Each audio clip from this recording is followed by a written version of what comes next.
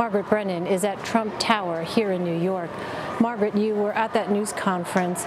Once again, the president has equivocated the racial violence that we saw in Charlottesville over the weekend. Tell us more about what President Trump calls the alt-left and why he once again refused to definitively denounce the white supremacist movement.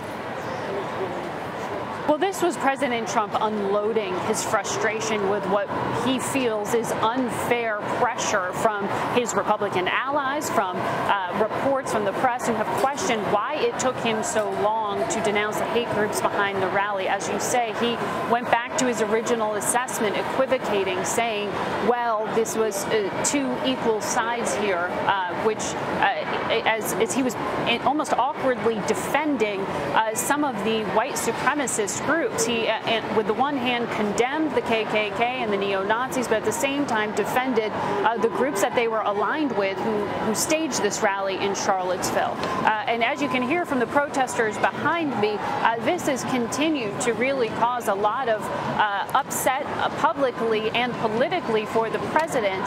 And today, you just saw him really want to get out there. This was supposed to be an announcement about an executive order investing in infrastructure. The president was standing there awkwardly with some of his cabinet secretaries by his side who wanted to stay on message, and today the president changed the topic and really threw gasoline on this political fire. Well, in addition, Margaret, now Chief White House strategist Steve Bannon may be the next administration official to lose his job. What more can you tell us about that? Well, the way the president described it today, he did not express confidence in Steve Bannon. He did not commit to him staying on board at the Trump administration, but he also didn't say that he was going to distance himself.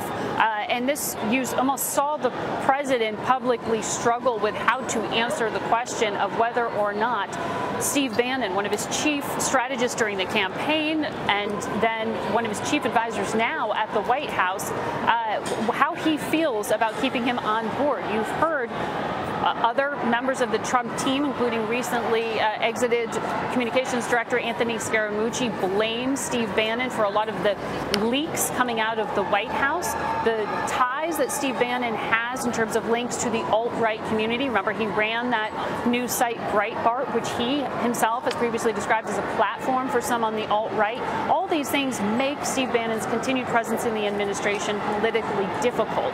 But at the same time, President Trump has his own political reasons for keeping him within the administration, including some of the very influential political backers who have been patrons of Steve Bannon and his work in the past. So by not just equivocating with the broader issue and the relationship with the alt-right, but hedging on whether or not he's going to dismiss Steve Bannon, the president laid bare some of the struggles that he himself is having over the makeup of his administration, who they are aligned with, who their base is, and who he is listening to.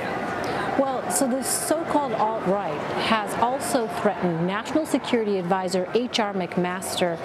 What do we know? Is there any connection there to Bannon's possible ouster? Are you hearing anything at all on that front? So this description of the alt-right, this is a lot of different groups who have become aligned on a few matters and very targeted attacks on certain individuals, including, like you said, National Security Advisor General H.R. McMaster. He has become a target over the past few months, and that is an online threat that is impugning his character publicly.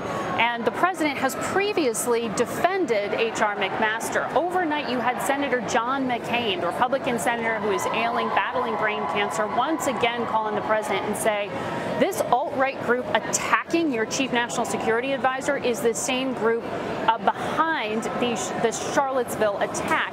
He connected the two. Today, I asked the president about that, about John McCain's assertion, and that set off President Trump. It here clearly hit a nerve for him.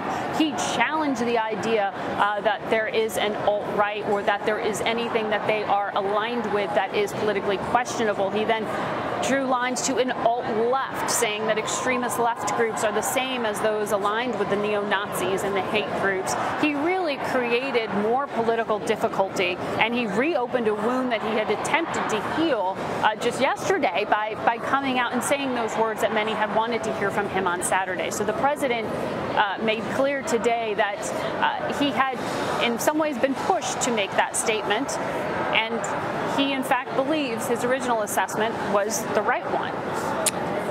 All right, Margaret, your tough questioning certainly struck a nerve, very apparent at that news conference. Margaret Brennan at Trump Tower for us. Margaret, thank you.